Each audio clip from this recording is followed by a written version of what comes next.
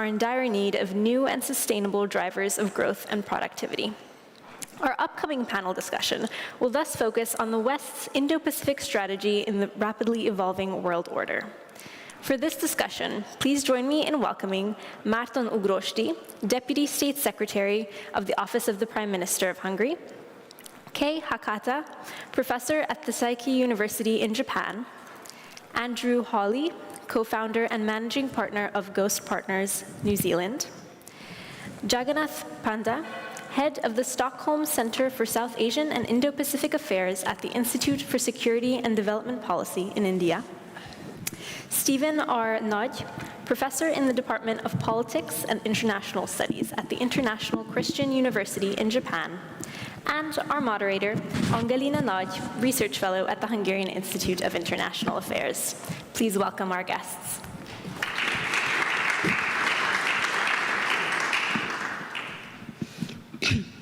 Ladies and gentlemen, thank you so much for joining us for our panel discussion. It is my great pleasure to share the stage with 5 excellent panelists with whom we will explore some of the most pressing questions about the Indo-Pacific, as well as Western countries' engagement strategies in the Indo-Pacific in the rapidly evolving world order.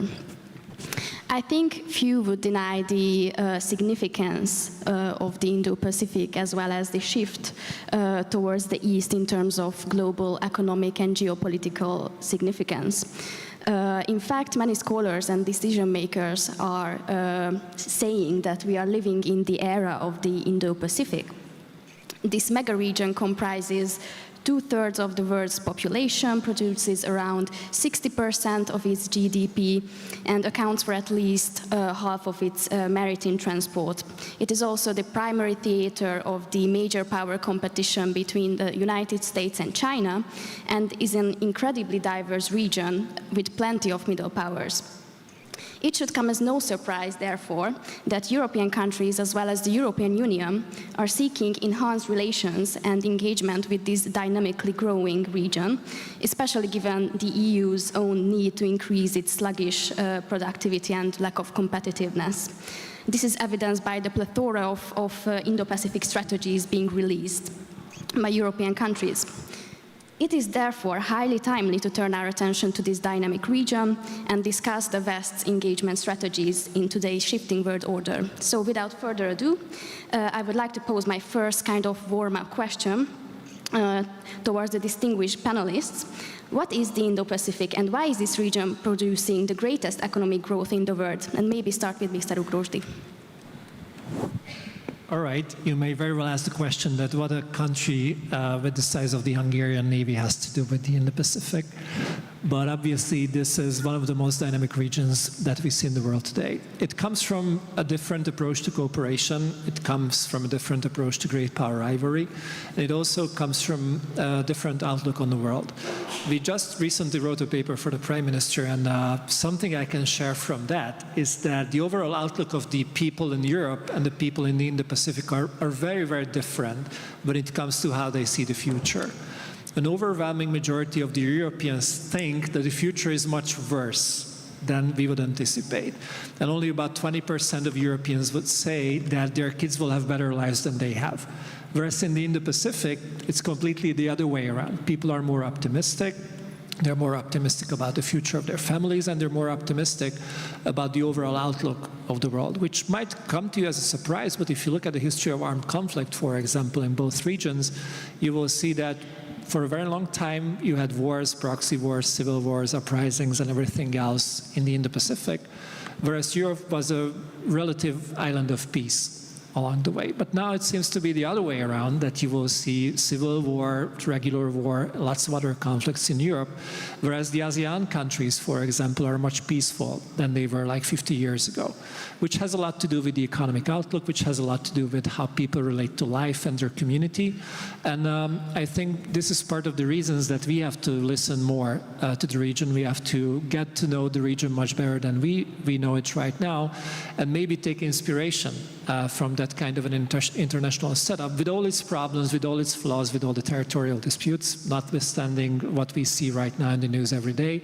But yet there might be some points which could inspire the Europeans as well to give a second thought at how we're conducting our international relations in the long run. Dr. Hakata, what do you think? Yes.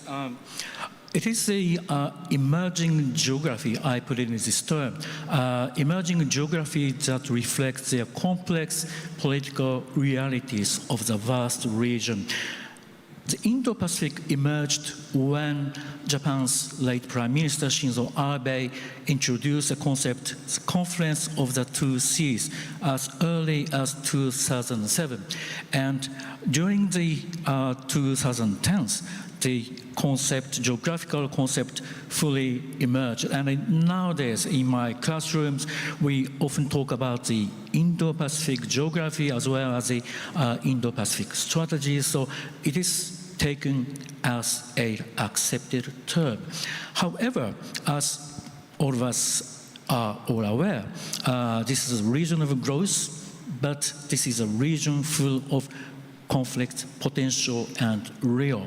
So we really have to manage the challenges inherent to this region. And Japan's perspective is that this region should be free and open. This is why Japan has come up with the notion of free and open Indo-Pacific FOIP.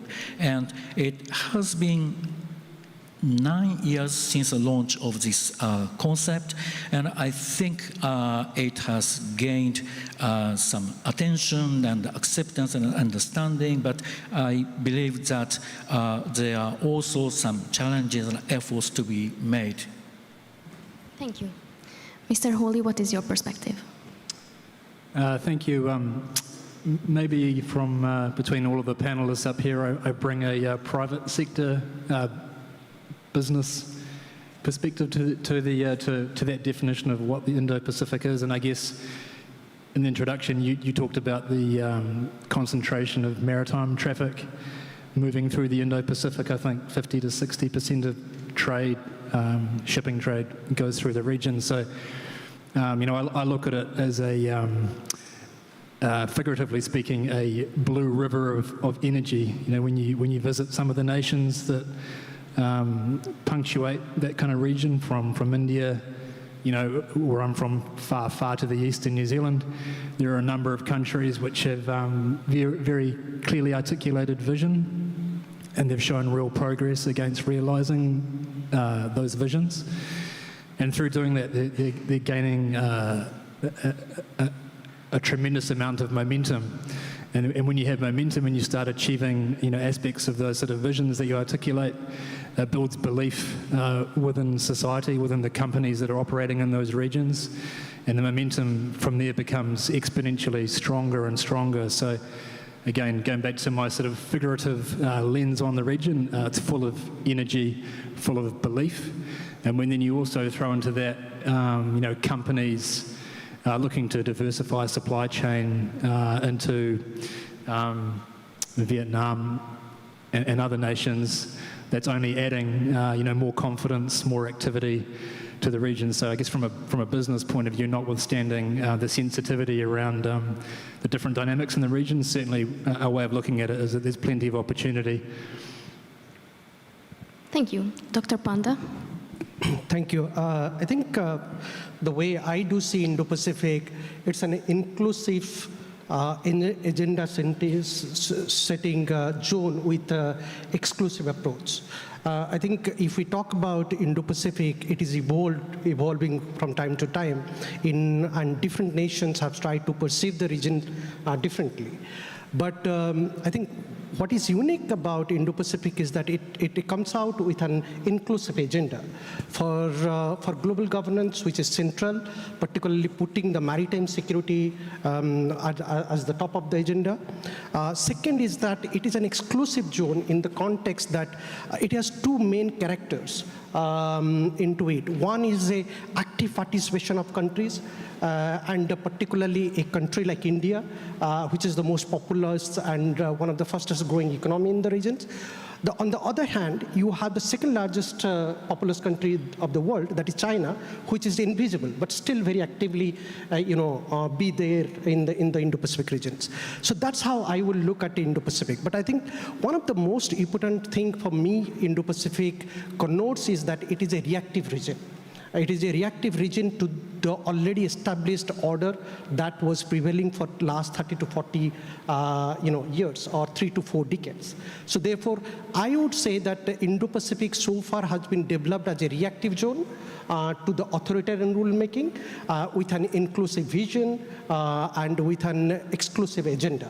And that's how Indo-Pacific is. One of the other aspect of Indo-Pacific which needs to be noted that I think most of the debate within Indo-Pacific has been lost between China versus the rest. Where we have not really seen Indo-Pacific as a zone where it is becoming a contesting zone between the rest versus the rest. Where there are lesser, ranked economies like ASEAN countries, which are central to the Indo-Pacific narrative. But at the same time, we have dominant economies in the regions, be it United States, be it Japan, be it including South Korea. And I think both South Korea and Japan are the two trading big economies in the regions, whereas we have populist economies, we have market economies in the Indo-Pacific. So there is a tough going on, there is a conflict going on among some of these economies, which should not be ignored. So therefore, there are new dynamics is emerging in the Indo-Pacific as it evolves from time to time, that it is also a region between rest versus rest. Dr. Nagy, how do you see this question? So I guess I agree with the panelists in many ways. It's a very heterogeneous region in terms of the political systems, levels of economic development, and again, the challenges that I think the region faces.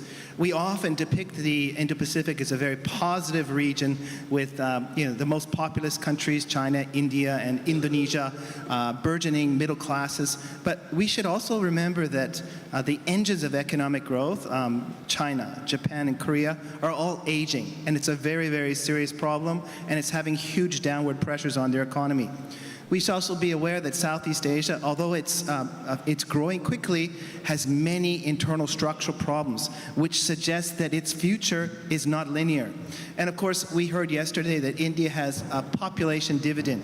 Yes, it has 800 million young people under 30, but it doesn't have 800 million jobs for those people under 30.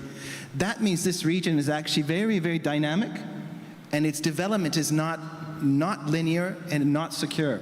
And I think this is a really important take-home for us to be looking at. It has huge potential, but also huge challenges. Lastly, I think it's really important for us to be thinking about the Indo-Pacific broad trajectory. For the past 20, 30 years, we've seen China's rise. It went from one of the poorest countries on the planet to a relatively prosperous society. And it's used that economic power, sometimes coercively, to shape the behavior of other states.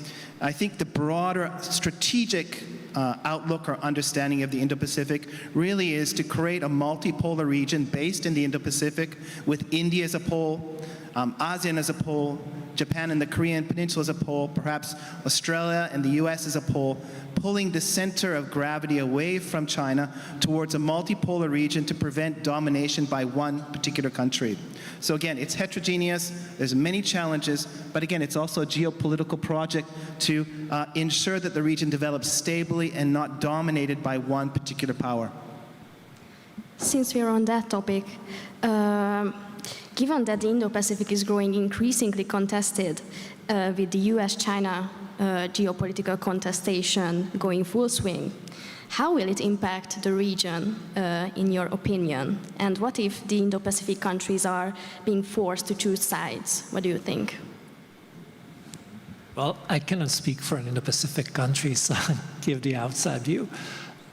What we picked up in the last couple of years, since we've been looking at the region quite intensively, is that most of the countries in the region base their decisions on their own national interests. They listen to their friends, but they reserve the right not to listen to their friends when their national interests supersede the interest of their friends. And this is why we see sometimes surprising setups of international meetings, like ASEAN +3, which took place quite recently. You had the 10 ASEAN countries, Korea, Japan, and China sitting around the same table. Whereas Korea and Japan, China and Korea, China and Japan, and so on and so forth, do have some major unsettled conflicts at the end of the day. But still, the need for cooperation, economic dividends, and also the idea and the urge to keep the stability of the region can supersede this kind of conflicts, which are obviously there, whether you call it the 9-dash line, 10-dash line, whatever. That doesn't mean that these countries are not talking to each other. This is in stark contrast with what we have in Europe at the moment, where diplomacy is basically telling that who are the guys you're not talking to, despite having serious problems with the other side.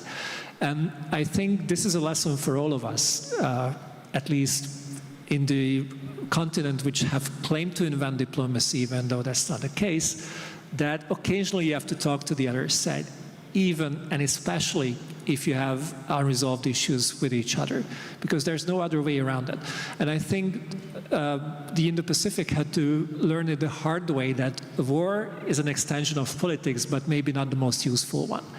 And if I look at the history of armed conflicts in the region for the last 150 years, I see suffering, I see hundreds of millions of dead, I see enormous devastation, countries being set back decades in their economic development, and even more importantly, this experience is not that far away. You had the colonial wars raging 80 years ago, you had all kinds of different interventions. The generations which are still alive know exactly well what war means for a society, and they're trying everything they can to avoid that happening again. And this doesn't mean that they don't have conflicts, it doesn't mean they don't have misunderstandings and diverging interests, but they can put this all in a perspective that what does it mean to go the other way, and what does it mean to fight it out? To be very blunt at the end.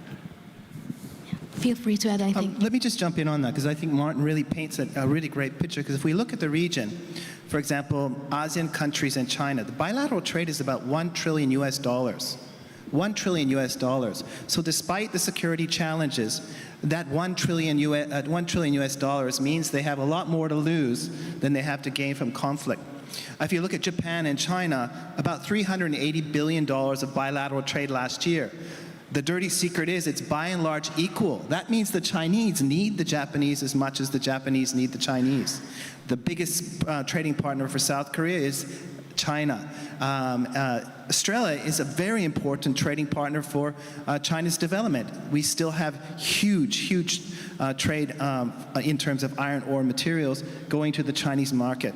So these countries are very much codependent today. That may change in 10 or 20 years, but it's a region that has many security challenges, but the states in the region don't have a zero-sum approach to each other. They join the same free trade agreements like the Regional Comprehensive Economic Partnership. They use initiatives such as the BRI or the Free and Open Indo-Pacific to focus on development. We see this really interesting interaction where states aren't choosing, to your question, they're actually hedging. They're taking the benefits from the US, benefits from China, benefits from extra-regional countries like Japan, and of course the EU is an important partner for the region, and that's exemplified by the Vietnam EU free trade agreement and more free trade agreements in the works. Dr. Hakata, how do you see the strategies of Indo-Pacific countries amidst tensions? I think the prevailing trend for the majority of states in the Indo-Pacific is opt for the neutrality and the non-alignment. So we have a lot of Switzerland and probably Hungarys in our region. And despite the efforts to create the free and open Indo-Pacific and to counter China, these neutral countries as realities. And I have to admit that the Indo-Pacific strategies are in the stalemate, but this is a starting point. And we don't have too much expectation to bring these countries to our side. They prefer neutrality, and that's fine as it is. But the thing is that Japan and other Indo-Pacific partner countries have found a preferred pinpoint selected countries such as the Philippines, Vietnam, or the Palau in the Southern Pacific. So we have some closer partner countries to have the coalition of the like-minded countries. So the whole picture is quite complex right now, but I think we have to advance little by little on the strategic side. And China still remains a big issue in this region. It is a dominant economic player, and of course the #1 economic partner for Japan remains China. But in recent years, under the efforts of the Japanese government, there has been efforts to de-risk Chinese investment and also the Chinese economic coercions. So at the time when China tries to dominate the Indo-Pacific region, Japan and some like-minded countries are employing the efforts to curb the Chinese influence.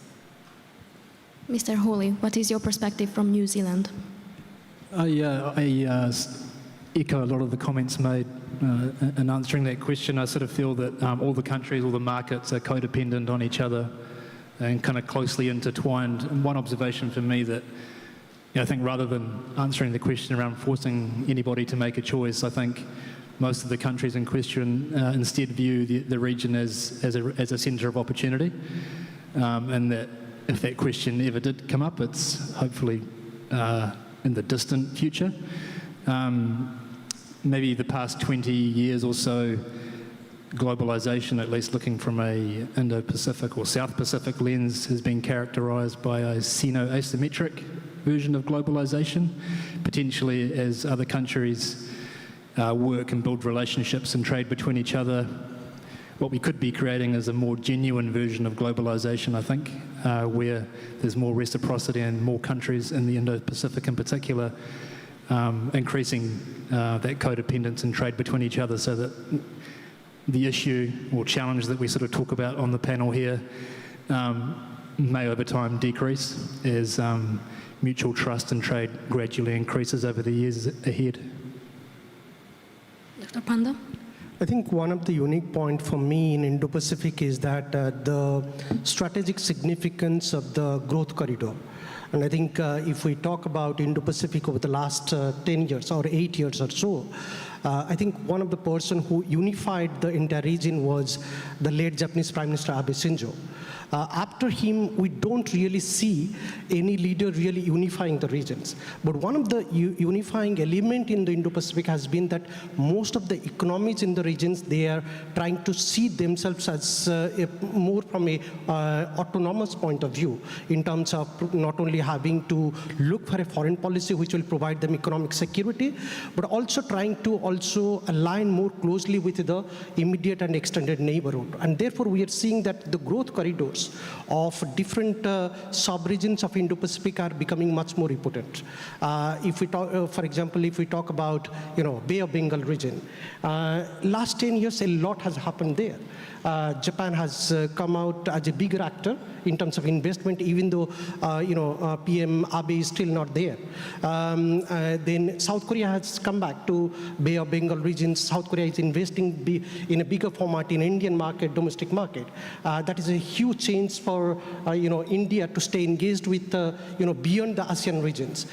Similarly, if we talk about ASEAN, from the other aspect, other side, EU has come to engage with the ASEAN in a bigger way. For example, Global Gateway has been the chain of contacts there. So each one of the sub-regions in Indo-Pacific has become much more important. The rise of the economy, the growth corridor are becoming the hallmark of the growth patterns of Indo-Pacific. The other aspect is that what we are seeing in Indo-Pacific, which is itself is a challenge, but also an opportunity, I do agree with all the speakers, is that even the Abe brought unity to Indo-Pacific. I think it was the American financial and military backing to the Indo-Pacific that did matter. And therefore, we had the successful Quad to many other multilateral, including with AUKUS. But what is also today we are watching with Trump 2.0, that there is a setback, there is a withdrawal approach. And so what we are seeing a transition in American approach from America first approach to a uni-America approach. And that is a huge setback for the regions, but at the same time, it is an opportunity for the Indo-Pacific countries because they are trying to think much more self-oriented, independent way, and more in an exclusive format from the region itself. And therefore, you will see that countries like India, Japan, South Korea, Australia, ASEAN countries, they are thinking more about their economic security as well as political security in the regions, minus United States of America. And I think these are the two critical development in the Indo-Pacific, which will probably push it, keep on going. And these are bigger development for me in the region. Do you have anything to add, Dr. Nagy? This is such a, there's so many things to jump off on this topic, but as we look to the Indo-Pacific, one of the, again, those characteristics is it's very heterogeneous. And if you want to be an effective country to secure your national interests within the region, you can't just work with so-called like-minded countries. So you can't just work with democracies, or you have to work with socialist states, theocracies, developing states, developed states, soft authoritarian states. And this region does it pretty well. And in that sense, because we're talking in Budapest, and I just came from a Ukraine-Russian panel, I think we're not very good with that in this region. It's an us versus them.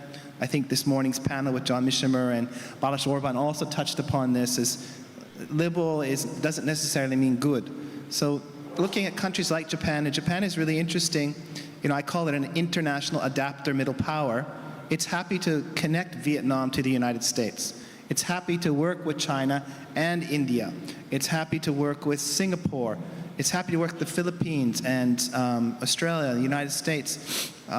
So it works in different minilateral formats, and it's not so much about having shared political institutions, but shared national interests and trying to contribute to peace and stability and prosperity in the region. Perhaps that is a lesson to be learnt in this part of the world, looking at how we can work with other kinds of institutions and kinds of governments, even though we may not share those political values. If I can jump in on that, so I would agree in terms of there are lots of different organisations, governments, private sector, working with other customers or their counterparts with different governance structures for sure. But I also think that maybe one of the differences in terms of operating in that region is how you engage and what you engage with. So, we've certainly noticed working, locally where we are all the way out to India. In a previous kind of lifetime, we might have been looking at commercial deals in a transactive sense. We offer something to somebody, they buy it, and the deal's done. In its simplest terms, it was a deal, but actually, most of the initiatives that are underway right now are more long-term partnerships.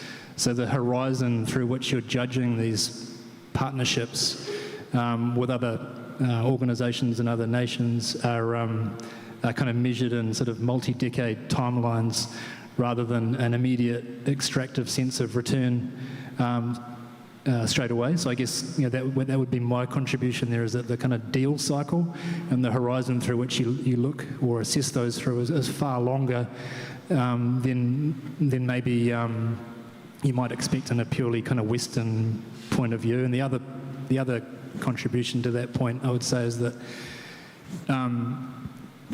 traditionally, again, for us,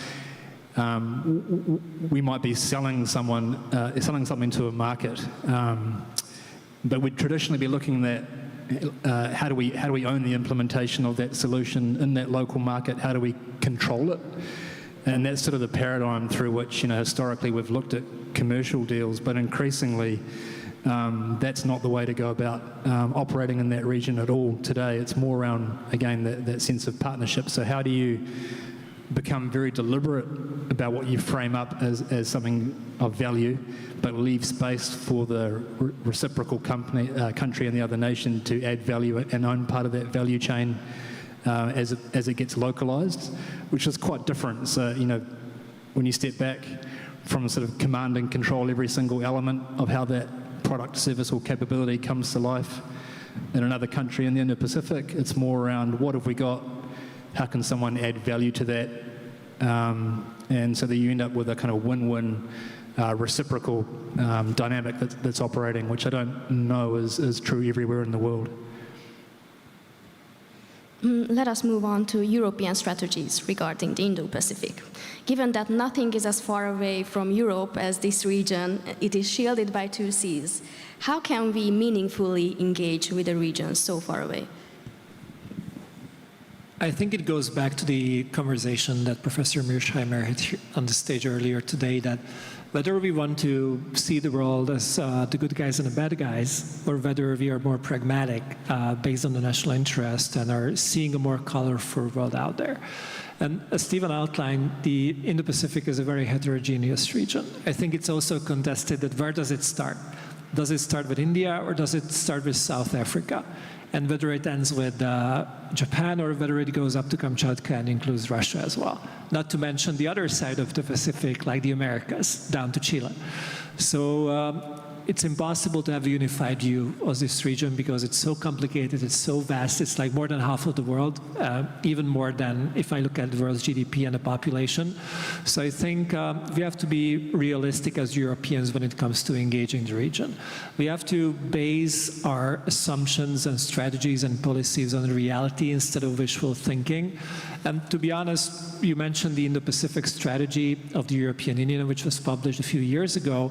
And if you look at how it relates to China, I mean, you will remain perplexed because a country cannot be a partner and a strategic competitor at the same time. Or it can, but then you're not supposed to write about it because you cannot simplify it to a level that you can put it in a strategic document. And you see this ambiguity on the European level. And it seems to me that the European Indo-Pacific strategy is basically a relabeling of the European China strategy at the end of the day. And what worries me a little bit is that Europe tends to look at the region through the very simplifying lens of the Russian-Ukrainian war. And the European-China policy is driven by how China is behaving in the Russian-Ukrainian war. We're trying to convince our partners all around the world that the war in Ukraine is the most important thing that is happening today, and you have to pick sides. And seriously, most of these countries don't even want to pick sides between the epic fight between the China and the US. So why they would pick a side in the war between Ukraine and Russia in the long run? So I think Europe has to become more realistic. It has to be more aware of what is it capable of doing. And with all the respect, I hope we don't have anybody from the German embassy sitting in the audience, but it was really entertaining when the German Foreign Ministry said that they're going to send the German Navy to conduct a freedom of navigation operation on the Taiwan Strait. I mean, yeah, but do you have a ship which can actually sail there and then come back? And how you're going to support it, how you're going to fuel it, and all those tiny insignificant details that make a blue water navy, which is a major source of power projection. So Europe barks really loud, but it cannot really bite. And I think most of our partners, especially in the region, are fully aware of this. And that basically questions the seriousness of European policies towards the region to a large extent, which is not beneficial for us, it's not beneficial for the region, but it's really politicized at the end of the day, and because of that, it's really hard to have a real conversation on these issues, unfortunately. Anything to add? It's a great question. So I get 4 areas. I think trade, development, infrastructure connectivity, and peace and stability. I think those are the 4 areas that we want to be thinking about from Europe's perspective. In terms of trade, you don't need a region-wide trade agreement. You can have bilateral trade agreements. Again, the Vietnam EU FTA is a good example. The Japan EU economic partnership is a good example. You don't have to have a region-wide approach, but you build hubs of prosperity and engagement, and then that spreads through the region. Two, in terms of development, the Indo-Pacific countries don't want you to come in and talk about democracy, human rights, or identity politics. But if you talk about development and good governance and getting rid of corruption, you know what? You're going to have a different kind of response. So it's the language of the region is really important. Infrastructure and connectivity, again, are really important. The reality is the levels of development in the region go from Singapore, and Japan, and South Korea, and parts of China, which are extremely developed, to Laos and Cambodia and Myanmar and the Philippines that have no infrastructure, or very little. So that is an area where you can contribute, and it doesn't have to be just in terms of nuts and bolts and bridges. It could be through provision of training engineers. There's a lot of creative ways. Last, peace and stability. This is actually really important to articulate to Europeans why the region matters. About 5.5 trillion US dollars of trade goes through the South China Sea every year. If there is conflict in the South China Sea, it affects every part of the world. If there's a conflict across the Taiwan Strait, most estimates between 7 and 10% of global GDP, so 10 to 15 trillion US dollars of global GDP will disappear. That will make the Russian conflict actually look pretty small. So when we are articulating why we focus and want to invest in peace and stability in the region, we understand, or we should convey to our citizens, that the region matters for Europe's prosperity. The region matters for prosperity. The region matters for Europe's ability to compete and be, whether we want to call it a geopolitical power or a power that does provide public goods to the world. So I think those are 4 areas that we could build on in terms of a strong Indo-Pacific engagement. Yeah, I think there are some areas where we have to look at very closely whether Europe is really looking at Indo-Pacific as a future area of, a future zone of cooperation or not. I think I'll start with this Ukraine war. I think what Ukraine war has done is that it has exposed the problem areas to the forefront in European community. One is that probably they don't have really that kind of security mandate to look at their future at this moment. And therefore, EU would really like to have its own doctrine of security, own type of defense autonomy, defense and security autonomy in times to come. And this is one area where Indo-Pacific is going to benefit Europe massively. If we talk about the countries in the Indo-Pacific regions, they are going to have intense and serious collaborations with some of the European countries, if not all. I could just cite 2 examples. I mean, already it's happening between France and India. And if we talk about, more countries, probably, Sweden is one of those countries which might emerge as a strong defense partner. So there are security and defense areas where there are bound to collaboration between EU and Indo-Pacific countries are going to happen. The second area where I could see is that, this COVID pandemic dynamics, and then you have the Ukraine war, which has also exposed the supply chain vulnerability. So that also allows us to think about how energy and renewable energy could be one of the good area of collaborations between Europe and Indo-Pacific countries. And there India comes into the forefront as a leading partner for EU. If you talk about renewable energy, probably most of the countries in EU would like to collaborate with India. Then you have a kind of area called skill industrial setups, where not only India but some of the ASEAN countries also fits into EU's mandate. When it comes to collaborations in science and technology, that is another huge area which opens a lot of opportunities for EU countries. So there are 3-4 areas: science and technology, defense, security, renewable energy, and including connectivity and investment. And I think these are the areas which will make EU to become a much more natural partner in times to come. And I think we must draw from the Ukraine war and from the pandemic. And I think EU has already taken a strong note about that. So this collaboration is going to only be bigger from now on. Dr. Steven, you said you wanted to ask. I just wanted, I think these are really great proposals, but another area has to do with climate change and the environment. And the reality is the Pacific Islands, much of Southeast Asia, much of Bangladesh and India are going to be dramatically affected by climate change in a negative way. And there will be refugees, and this will be highly destabilizing to the region's economies, to the existence of many countries. And at the end of the day, I think it will be more developed states that will have to ultimately, pardon my expression, clean up the mess. And this will be a security challenge where millions of refugees are moving between countries to escape climate change. This will disrupt economies. It will be highly, highly destabilizing. We should get ahead of these challenges, and we need to work with all stakeholders in the region.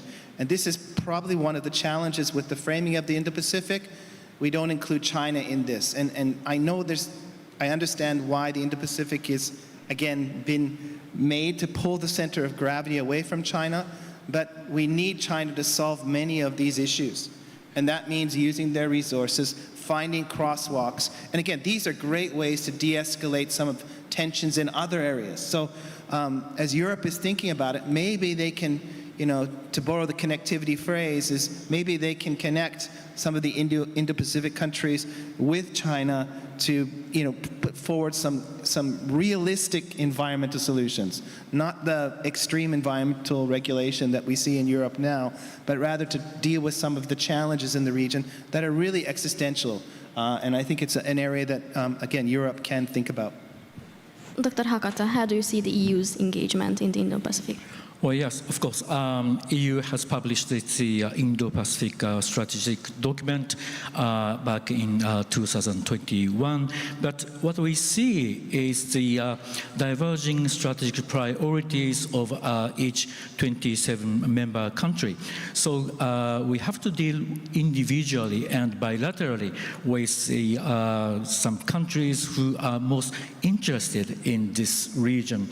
And I think we now have the good picture of who are truly interested in this region. And I think landlocked country like Czech Republic is one of them, and Lithuania, which is located in the Baltic region, is another one. So Japan has in recent years concluded a strategic partnership, and they're reinforcing the defense cooperation. So it's beautiful to see the EU as a whole interested with the document. However, the strategic interests vary from one country to another. So we have to deal individually with the some selected countries. So again, like in the other region in the Indo-Pacific, we have to deal bilaterally. And in the past, we have the multilaterals which are booming, but the real picture is that we have to deal on the bilateral basis, including with European countries. Mr. Holy, given your background, which industries, business tactics seem to be most promising? Well, I guess firstly, being from New Zealand, and if I can speak for our brothers and sisters in Australia, we are two global north nations sitting at the very end of the global south. So I think hearing the conversation, people are talking about the Indo-Pacific as being a sort of a distant other thing, but the two nations there in particular are kind of Western for one. So I guess there's an opportunity to consider those two nations as a conduit to some of the countries, particular in the kind of the southern end of the Indo-Pacific as well, where Australia and New Zealand are already working with other nations on the sort of climate infrastructure front as well, which is a very real problem. getting more real as the years progress that Stephen was talking about. Like I think for me, engaging in the area, I touched on it before, so there's the kind of soft skills in terms of how companies are engaging in the area. It's very different from other parts of the world.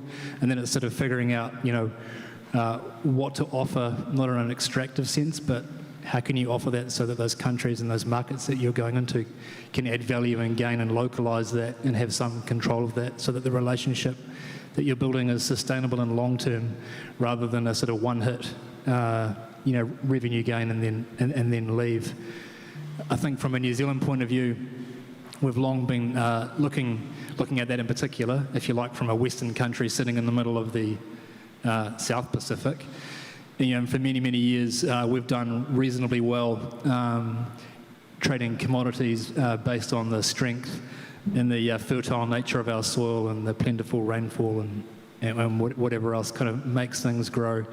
And, cows and sheep do their thing day in, day out, which has proven to be very, very successful. But then there's a natural cap on that. There's a number of pressures, right? There's the making sure that we can kind of look after the ecosystem that we've got and looking ahead at the implications of climate change, but also many of our partners in that region are starting to say, no, we don't want any more commodities. We can kind of do some of that ourselves. Let's talk about the smart version of that. So when we're looking at India or other countries in the region, instead of shipping apples, which we may have done the past few decades, the conversation is more around how we license smart seeds or co-create varietals that can germinate in those different countries across the Indo-Pacific, which is just far different from what we're doing. So I think New Zealand 2.0 is much more around creating specific value that others can create value on top of, rather than what we've been doing in the past. So I guess for European nations or other Western nations looking at the area, for me, rather than selling to them, create something that they can add to, so that you can the value that's gained out of that is reciprocal. And I think in some ways when we talk about working together to solve some of the issues around climate change and some of the benefits around diffusing some of the tensions in that area, one of the benefits from co-creating value or creating reciprocal value between the regions, whether they're countries within the region, country to country, or European countries looking in, when you have multiple strong sustainable relationships where there's mutual trust and transparency, even if those countries or companies have a different view of the world, but you agree that 60 or 70% of is enough in terms of what you have in common, that I think helps strengthen relationships.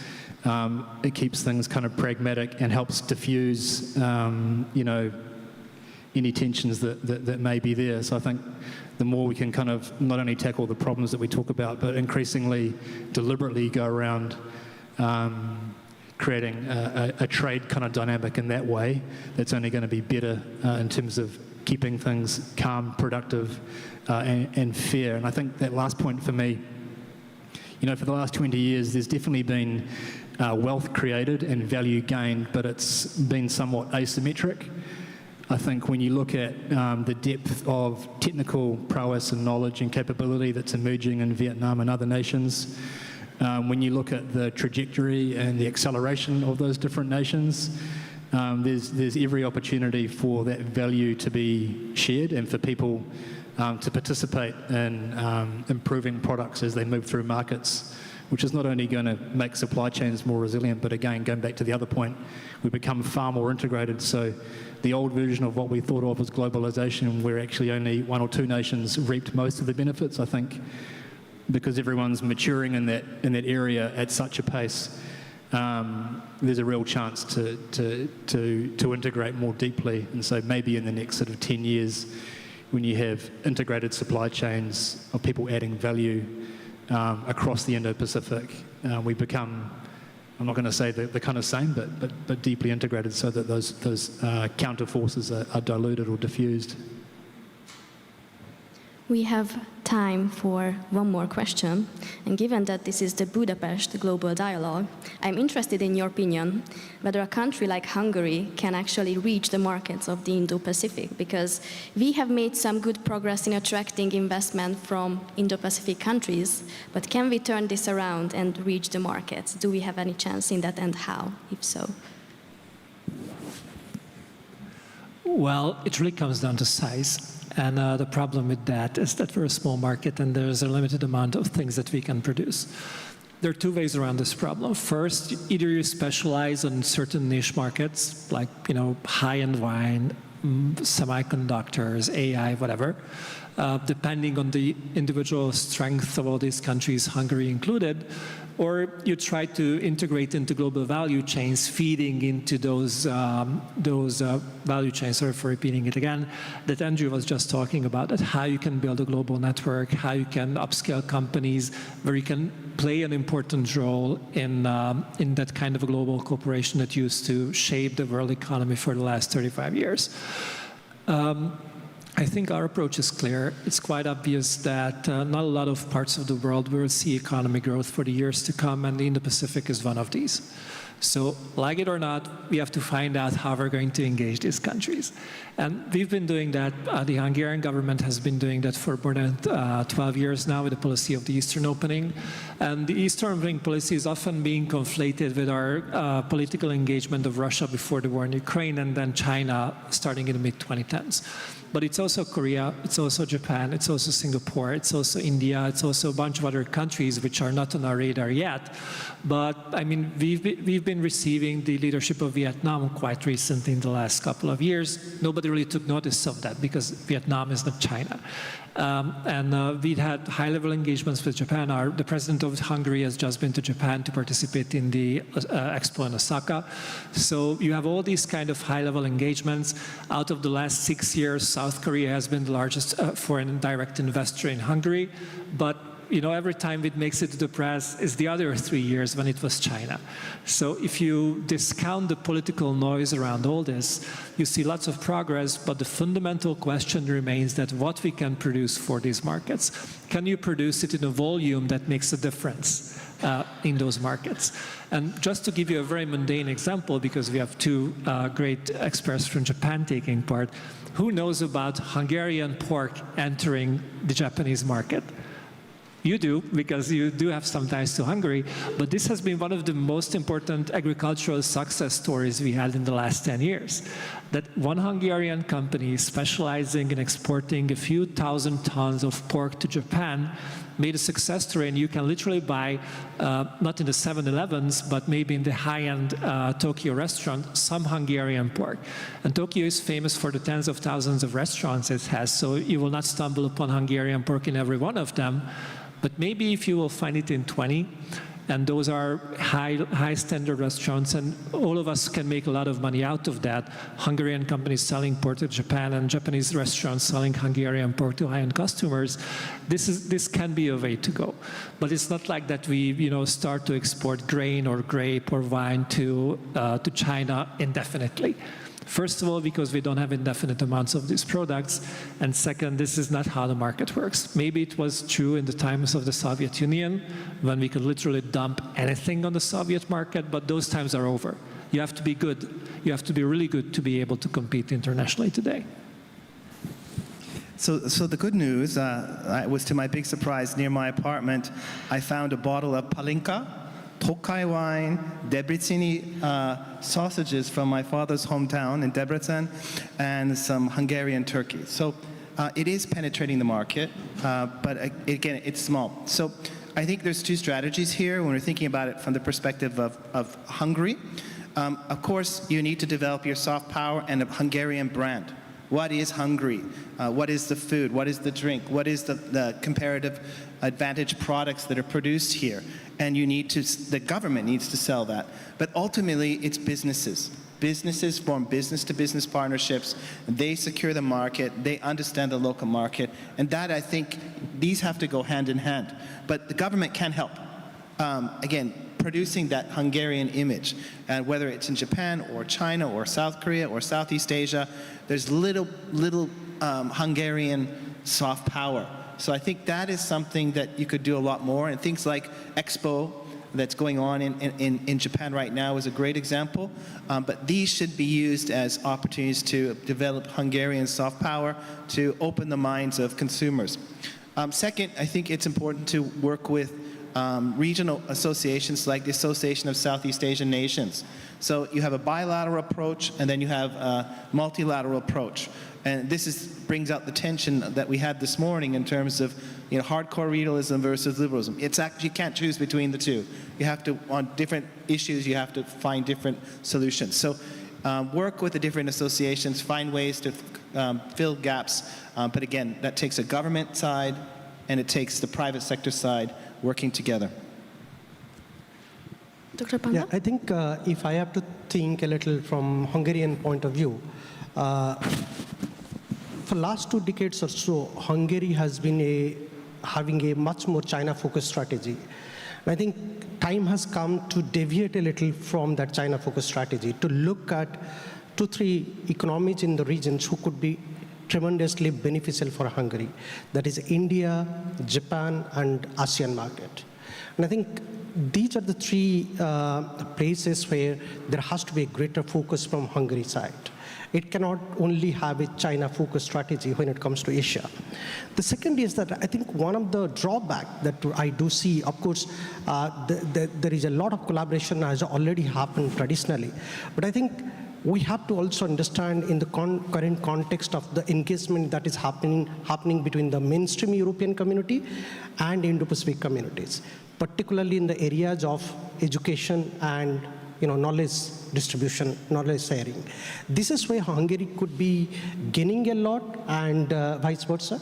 I think we need to have much more educational linkages between Hungary, universities, and think tank level. That will create a necessary awareness about preparing a roadmap for the next 1 decade.